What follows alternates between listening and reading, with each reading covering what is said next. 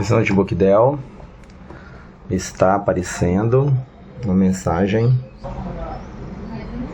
Dell Recovery Page BIOS.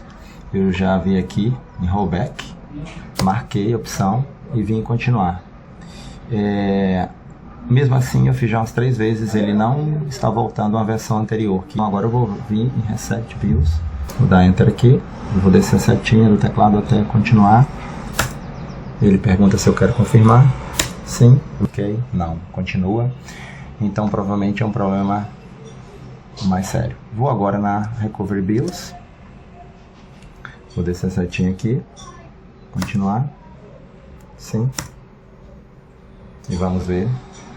Ele está acionando aqui e me dando, fazendo update da BIOS aqui. Vamos ver se isso vai resolver. Nesse caso aqui ele está fazendo uma recuperação da versão anterior da BIOS. Eu, como tenho um dual boot nessa máquina, provavelmente teria algum tipo de problema. Vou dar um pause e continuo já. Continuando aqui, ele chegou em 100%. E aqui embaixo ele está em 81%, update completo. Acionou aqui as ventoinhas da criança aqui, no 87%. Ele já fez a leitura completa. 87%. Completo, update. E vai reiniciar, provavelmente. Ou não, sim. Acendeu a luzinha aqui. Então provavelmente ele está ligado ainda. Aqui.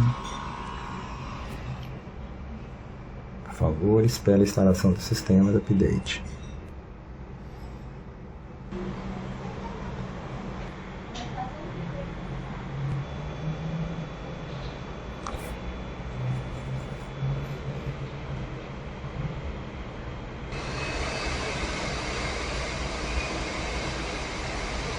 Parece a ventoinha de um Boeing. Está reiniciando novamente.